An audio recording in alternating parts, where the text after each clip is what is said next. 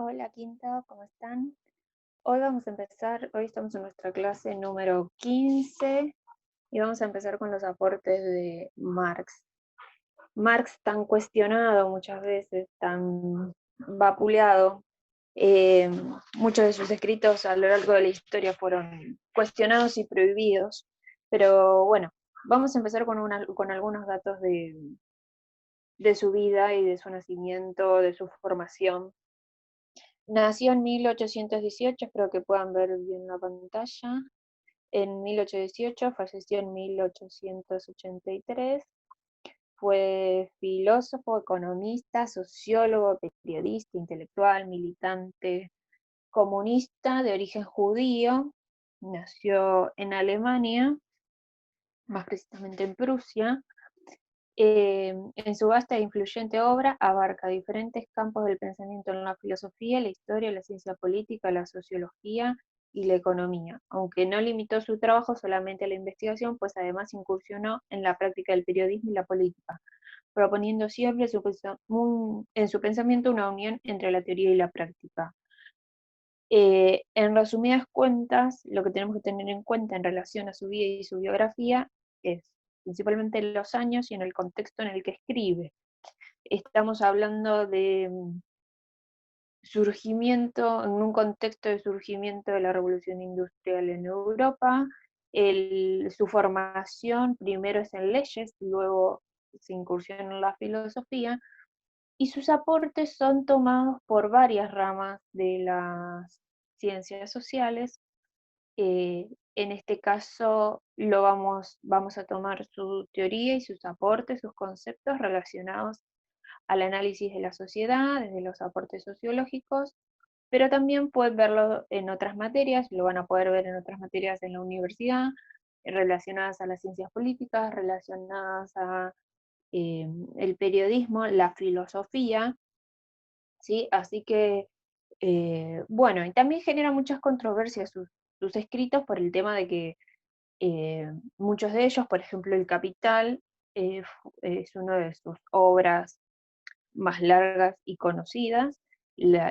Fue escrito por él solo y además no fue escrito para que sea editado o sea, sí, para que sea publicado, sino que primero fue editado y publicado a partir de sus manuscritos, de sus propias anotaciones. Entonces, lo que ha generado es lo que genera es muchas interpretaciones, ¿sí? Eh, para esta clase ustedes tienen, y a ver si puedo compartir bien pantalla, ustedes tienen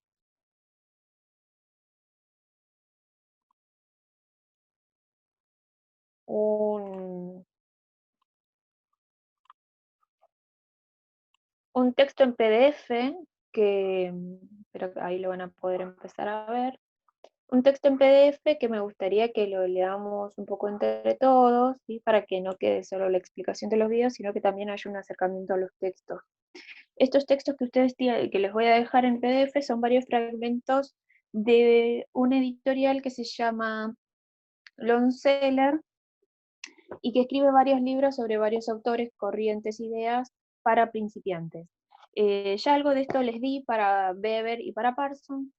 En el caso de este tengo Marxismo para principiantes, que viene con todo con dibujitos, y hay partes del PDF que son de este libro y otras que son de sociología, que lo dejé en otra habitación, que en vez de marxismo dice sociología para principiantes. La idea de estos escritos son que están escritos por especialistas en los temas y además con caricaturistas, gente que hace historietas, dibujantes, que ayudan un poco más a la interpretación de los textos, ¿no? Primer tema, porque no tenemos mucho tiempo. Primer tema que incursiona Marx, teoría de la alienación. La alienación como concepto lo vamos a definir a partir de los aportes de Marx. Tenemos acá año 1844, fue escrito o incursionado a partir de lo que pudo escribir con Engels, ¿sí? Y dice, la principal categoría de estos textos es la alienación, enajenación. Esta es definida por Marx como la pérdida de la esencia humana. Esto es lo central que tenemos que tener en cuenta ahora, ¿no? De la actividad vital consciente que diferencia a la especie humana de otras especies. Es decir, en qué momento el humano entra en un proceso de alienación y de enajenación, según Marx, es cuando pierde su esencia humana, cuando pierde su actividad, la actividad que le dio vida originalmente y que lo hace en forma consciente. Es decir, cuando lo dejo de hacer consciente, eh, eh, ya pierdo mi capacidad humana, dice Marx, ¿no? Cuando la alienación, el ser humano termina subordinándose a sus productos, el dinero, el mercado y el Estado. Es decir, para Marx, en el momento que nos empezamos a alienar, perdemos nuestra esencia humana, perdemos eso que nos hace ser humanos, y además nos subordina, es decir, nos deposita bajo el control del dinero, el mercado y el Estado, ¿sí? Si a alguno de ustedes en algún momento se les ocurrió preguntas en relación a por qué hay tantas diferencias sociales, por qué hay pobreza, por qué a unos les cuesta más, por qué a otros les cuesta menos progresar, ser exitosos, bueno, muchas de esas respuestas vamos a encontrar en la teoría marxista, que algunos ya se las empezaron a hacer en los foros relacionados a los artículos periodísticos que tenían que analizar desde los aportes de Parse, ¿no? Pero bueno, seguimos con el PDF, espero que siga más. Y ahí tenemos un dibujito de Marx hablando con Frankenstein. En 1844 en París escribí mis manuscritos, mi teoría de la enajenación, que cuestiona la propiedad privada capitalista y la economía política. Si no me equivoco, no sé si es esta clase o la próxima, vamos a profundizar con esto de qué es la propiedad privada, ¿no? Que tanto defendemos, tanto nos han enseñado, ¿no? Bueno, Marx cuestiona un poquito esto. Frankenstein le responde, un objeto está enajenado o alienado cuando cobra vida, se independiza y se vuelve autónomo y termina siendo hostil contra su propio creador. Bueno, y acá nos da un poquito más de datos, después lo voy a dejar para que ustedes lo lean, acerca de los escritos de Marx. Hay unos que son de Marx solo y hay otros que son de Marx y Lenin, perdón, Marx y Engels. Por ejemplo, ellos dos escribieron el Manifiesto Comunista, ¿sí? Seguimos. Ahora, hay un desarrollo que hace Marx relacionado a la acumulación originaria. ¿Qué quiere decir esto? La acumulación originaria ligado a cuál fue el origen de que un grupo de la sociedad tanta, mm, tanto capital, tanto dinero, ¿desde cuándo empezó esto? Más adelante, en la página 15 de este PDF, tienen lo que Marx caracterizó, un resumen de lo que Marx caracterizó sobre los diferentes modos de producción. Los modos de producir en una sociedad no fueron los mismos a lo largo de la historia. Ustedes estuvieron viendo desde el comienzo de la educación secundaria, de su educación secundaria, vieron que las sociedades han sufrido grandes cambios, ¿sí? Lo que dice Marx, que en algún momento hubo una comunidad en la que todos éramos iguales y todos accedíamos a los recursos naturales por igual. Luego de eso viene el sistema esclavista, bien característico, por ejemplo, de lo que ustedes vieron de las sociedades egipcias, mesopotámicas, eh, que se sostenían gracias al trabajo esclavo, ¿no? Luego la sociedad feudal, ¿no? Donde hay siervos y señores feudales que prometen protección a los siervos a cambio del trabajo de la tierra. Luego de eso ya me caracteriza otra etapa ligado más a la post-revolución industrial, donde hay burgueses y proletariado. Eso lo vamos a definir más adelante. Y por último, a ver, él escribe cuando está comenzando la revolución industrial, es decir, que él estaría haciendo como una proyección, casi profecía de lo que va a suceder con el sistema capitalista, pero bueno, luego hace también como una predicción en relación a que en algún momento va a haber un sistema más socialista e igualitario, aunque todavía a eso en la realidad no hemos llegado, ¿no? Pero bueno, volvamos a esto de la acumulación originaria. Él deposita este origen, este inicio, en dos momentos históricos importantísimos, históricos, no un momento, un día, sino como procesos, ¿no? Por un lado, la colonización de América como un proceso de acumulación originaria, y por el otro lado, la expropiación de las tierras en Europa, ¿no? Cómo se dio la acumulación originaria en Europa para que se desarrollara el sistema capitalista luego de la Revolución Industrial. Bien, voy a leer un poquito el PDF que tengo acá. Dice, acumulación originaria e industrialización del tercer mundo. ¿Por qué los países coloniales, semicoloniales y dependientes no tienen el mismo desarrollo que el capitalismo de las metrópolis? ¿Esto qué está preguntando? ¿Por qué los países que fuimos colonizados, porque nuestro territorio latinoamericano fue colonizado, eh, siguen siendo dependientes de aquellos territorios, países que nos colonizaron? España, Inglaterra, ¿sí? Porque esto hay un primer mundo, un tercer mundo que todavía sigue dependiendo de ese primer mundo, ¿no? ¿Cómo hicieron los capitalistas europeos y norteamericanos para acumular tanto capital?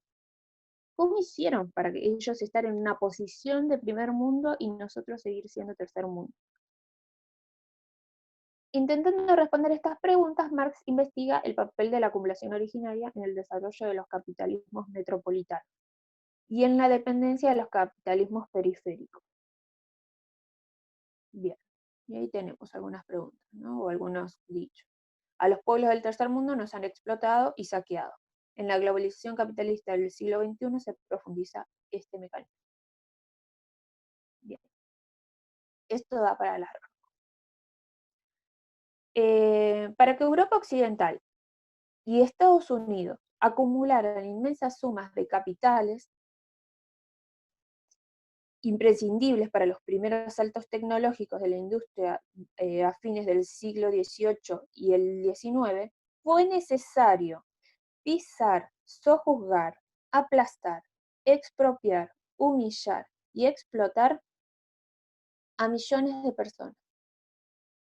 Esta frase es más clara, imposible. Es decir, lo que nos está diciendo el autor especialista en Marx es que Marx lo único que, o sea, no lo único, sino que lo más claro que dice es que el capitalismo llegó a nuestro mundo, a nuestro planiferio, chorreando lodo y sangre, porque no hay otra forma de explicarlo.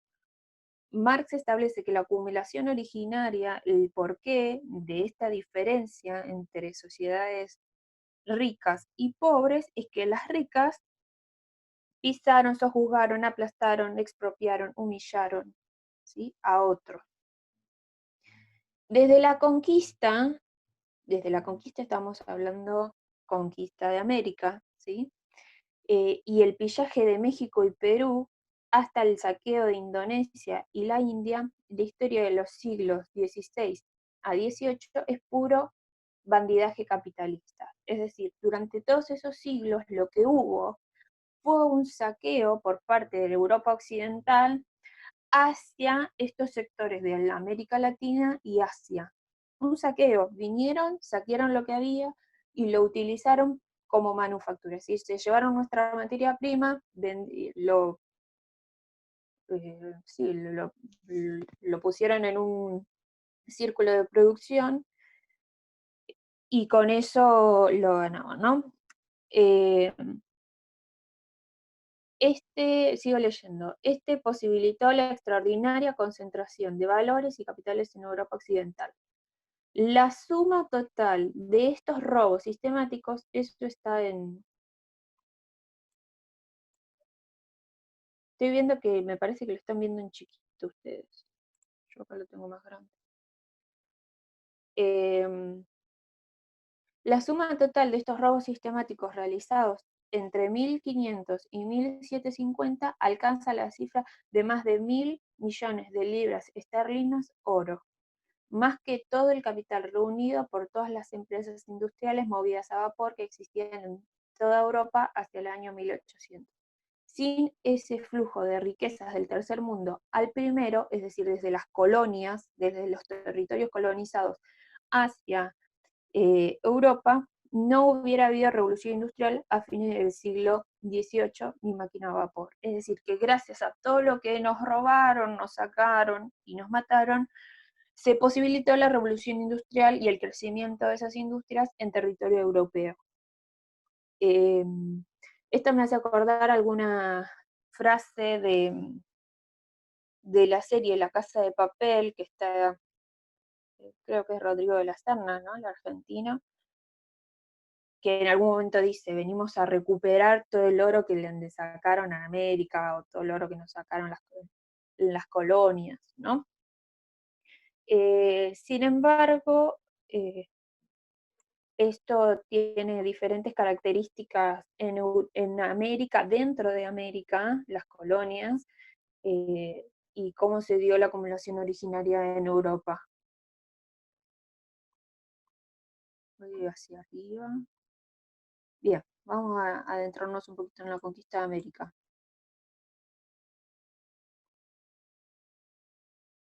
Durante mucho tiempo, los colonialistas europeos describieron la conquista de América como el triunfo de la civilización del hombre blanco sobre la barbarie, es decir, como un encuentro de dos mundos, bien romantizado, bien armónico, sin conflicto, no se encontraron dos culturas, se respetaron, se amaron, se intercambiaron cosas. No, esa no fue la realidad. No. Más tarde la Iglesia Católica disfrazó la masacre sugiriendo que fue apenas un encuentro pacífico de dos mundos, ¿no? Lo que recién les decía. Polemizando con estas apologías, abiertas o encubiertas, del genocidio, en el Capital Marx sostiene que el descubrimiento de las comarcas de oro y plata en América, el exterminio, la esclavización y sepultamiento en las minas de la población aborigen, la conquista y el saqueo de las Indias Orientales, la transformación de África en un coto reservado para la caza comercial de pieles negras, de esclavos negros, caracteriza los albores de la era de producción capitalista. Es decir, que este sistema en el que vivimos ahora, que es el sistema capitalista, se logró gracias a este inicio, ¿no? A esta expropiación de la riqueza y de los recursos de estos territorios. Con filosa ironía, Marx continúa afirmando que estos procesos idílicos, es decir, ideales, constituyen factores fundamentales de la acumulación original. El origen de por qué ciertos sectores tienen tanta acumulación y otros están enterrados en la pobreza. ¿Bien? ¿No? Y además todo el encubrimiento que hay por parte de la Iglesia Católica por todo lo que sucedió, ¿no? Papas posteriores tuvieron que salir a pedir disculpas, ¿no? Porque eran vidas humanas que eh, los consideraron paganos y por eso les quitaron la vida o los esclavizaron. Eh, Cuando Marx desarrolla su teoría del dinero, en el Capital cita la carta que Cristóbal Colón, muy conocido y muy enseñado en nuestra escuela primaria, en 1503 desde Jamaica escribe, ¿no? Cosa maravillosa es el oro. Quien tiene oro es dueño y señor de cuanto apetece. Con oro hasta se hacen entrar las almas en el paraíso. Ese fue precisamente uno de los móviles del amoroso y pacífico encuentro de dos mundos. Bien, bueno, seguramente esta clase va a salir en dos partes, ya les voy a avisar. Bien, ahora, Marx se atreve a decir, y ojo que nosotros nos cuesta por ahí reconocerlo de esa forma, se atreve a decir que lo que sucedió en América ¿cómo se llama? Y en África, y bueno, en estos países coloniales, fue un genocidio. Pero bueno, ahora vamos a seguir en relación a eso. Lo que les quiero mostrar acá es un mapa de la circulación de esclavos, ¿sí? Como primer punto, no se lee mucho, pero a mí lo que me interesa es retratar acá un poquito el movimiento. De Europa, ¿no? Donde está la fabricación, el comienzo de las empresas, de la máquina a vapor, ¿no? Todo lo que se empieza a crear a partir de las materias primas sacadas de otros territorios, ¿no? De aquí, de África, se sacaban los esclavos, que eran vendidos y que compraban, bueno, se vendían el doble de hombres que de mujeres, ¿no? Había más esclavos hombres, que se los mandaba a los territorios coloniales, en este caso, bueno, tenía la acá de Estados Unidos, con todos los problemas raciales que estamos teniendo justo actualmente, ¿no? Continúan hasta hoy. Eh, Esto es una cosa a destacar también. Hay teorías científicas, es decir, con evidencia científica, que avala que las comunidades aborígenes, hay comunidades aborígenes que por cierta organización que están acostumbrados culturalmente a obedecer. Entonces viene un externo, los amenaza, les roba y terminan obedeciendo para salvar su vida. Hay otros que no tienen esta organización y que no se sojuzgan, es decir, no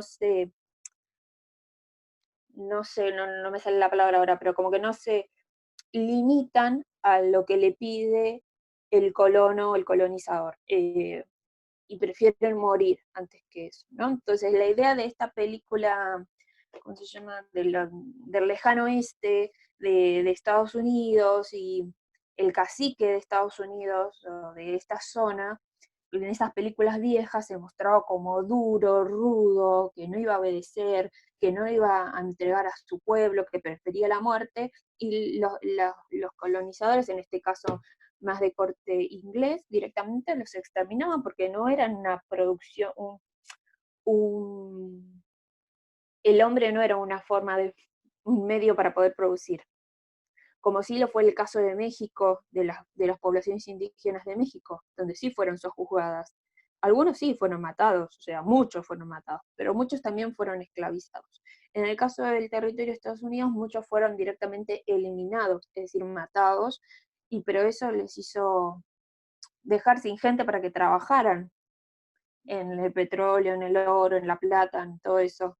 Entonces, ¿qué tuvieron que recurrir? A este sistema de poder comprar esclavos, ¿no? Por eso el tráfico de esclavos de negros eh, hacia territorio americano, donde originalmente no lo había, ¿no? En el caso de América Latina, acá tengo un mapa, pero que lo puedan visualizar un poquito más, está diferenciado, ¿no? Las colonias a qué países europeos pertenecían, y tenemos acá me gusta cómo muestra el límite, ¿no? El amarillo sería colonias españolas, ¿no? Y mostraba el límite a la altura del Buenos Aires como límite, ¿sí? Y de ahí todo lo que es Patagonia era territorio indígena, gris, ¿no? O el Amazonas. ¿No? Eran pueblos que no se sojuzgaban al poder de las colonias y que directamente tuvieron que ser eliminados. Y que muchos de ellos, o sea, no se animaban, o sea, muchas de las colonias no se animaban a ir al sur. Eh, y que esto recién en la campaña del desierto, ya en nuestra historia argentina, fue con Roca, y estamos hablando ya 1800, terminando el 1800, principio de 1900, entonces pasaron muchos años después, ¿no? Bueno, voy a hacer un parate acá, en el próximo video vamos a seguir hablando sobre esto de por qué la expropiación de las riquezas en las colonias lo asemeja a un genocidio, ¿sí? Y cuál es la diferencia con la acumulación originaria europea.